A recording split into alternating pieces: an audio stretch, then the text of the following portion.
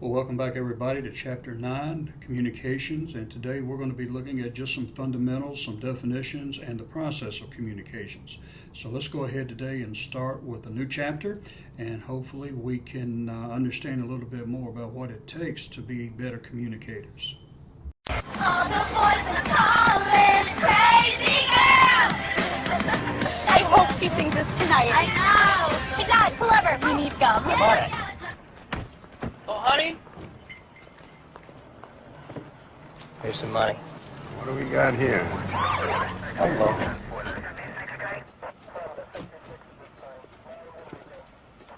Patient has a fractured fibula. Given him a mild sedative. So he could be able to go on tomorrow. Daddy's gonna be so excited.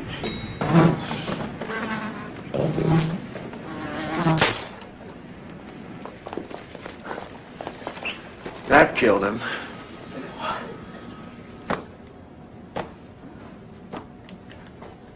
Paging, Doc.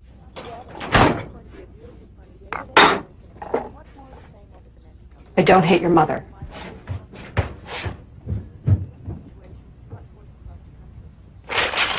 Morning, Bev.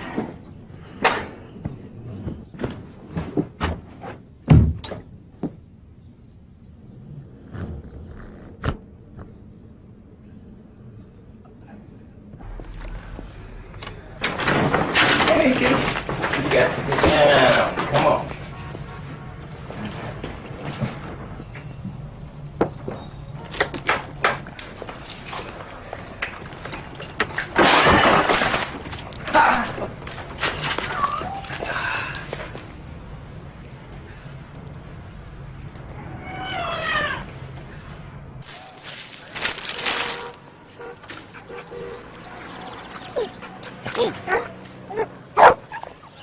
Look at the cute dog.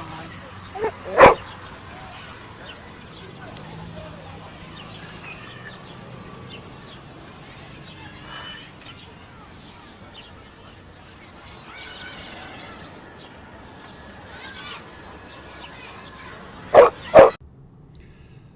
welcome back everybody, and today we're going to be in Chapter 9, which deals with communication. Now, just as we saw with decision making and problem solving last week, communication is another fairly basic concept to grasp, but the importance of it can't be underestimated. Again, if you're going to be a problem solver and a decision maker, you have to be able to communicate. You need to know how to send and also to receive messages. So we're going to take a look here before we get into the presentation at a video clip that can give you an idea of how easy it is to misunderstand situations and how communication can be broken down. Even though what you see may seem real, in reality it's not. So let's go ahead and take a look at the video, and then we'll begin with the presentation. Well, as you saw from the video, there are any number of ways that miscommunication can occur. It happens all the time. Maybe you have been the victim of miscommunication. Maybe there's been misunderstandings in your relationships that stemmed from miscommunication. It happens again all the time to us. And in business, we really can't afford for those hiccups to occur. So let's take a look at some of the basics of communication here. First of all, as you see, we have the nature of communication in organizations. Now, what is communication? Well, if we define it, it's the transmission of information from one person to another to create shared understanding and feelings. So we are going one person to another or to many to create an understanding of what we are about, what we're trying to do in the business world, and so forth. Now, there's one-way communication, and that's the old way, where information flows only in one direction. And normally in business, it was the top-down approach. The boss or the CEO would hand down directives, and really there was no discussion. You just did what the boss said. And it went, again, one way from the top down. Today, we try to emphasize two-way communication, which occurs once a receiver provides feedback to a sender. So we have both top-down, and today we have bottom-up, and we also have two-way communication as well. Bottom-up just means that the people in the lower strata of an organization are able to communicate to those who are higher in the organization with suggestions and input and so forth. And two-way is the best way because the top is speaking to the bottom and the bottom is speaking to the top, and there's communication going back and forth along those hierarchical levels.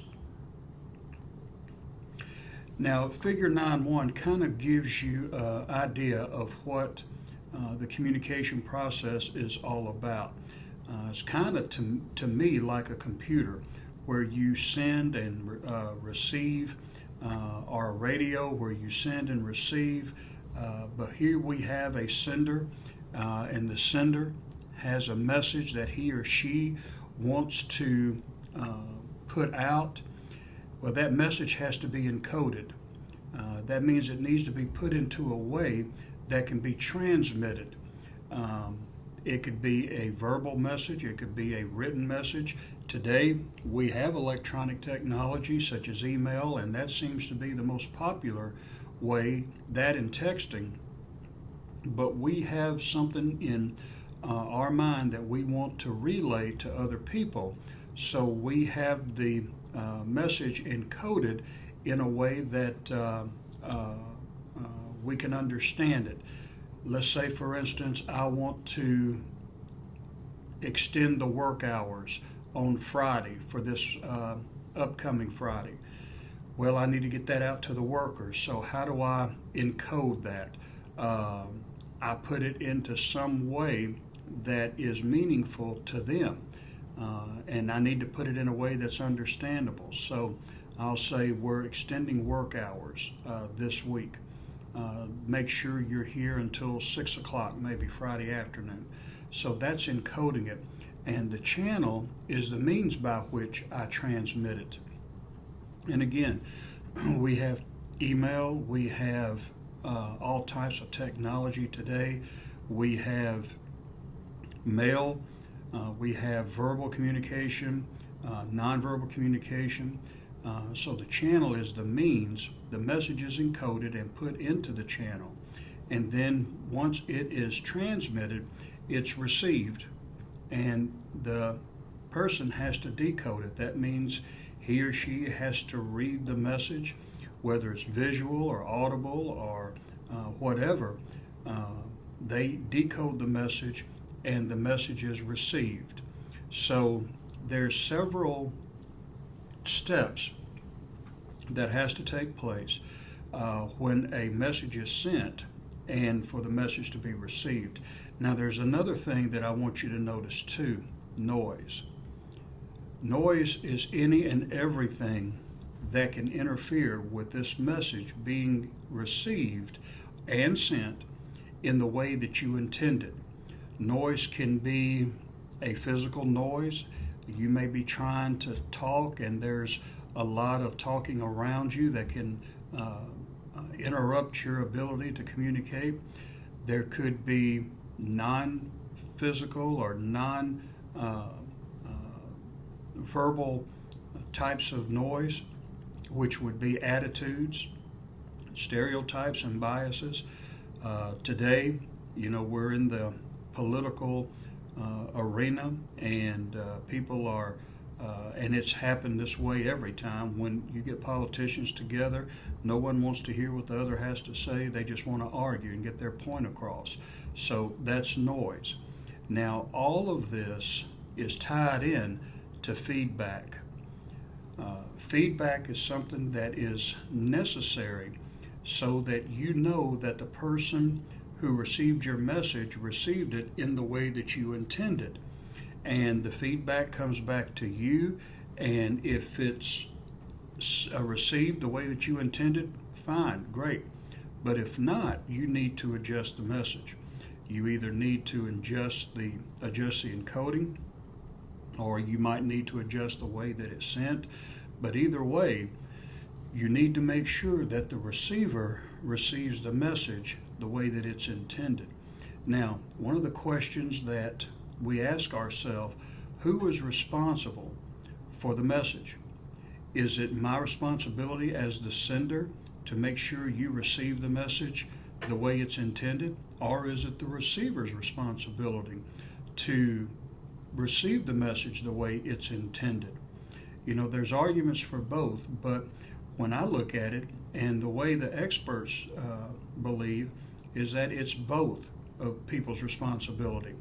Now, you may, let's say, have a deadline or a project, and you gave the instructions out to your supervisor to get it done, and this is how you want it done, but you didn't get feedback to make sure that the receiver received the message in its entirety the way that you wanted he or she to receive it.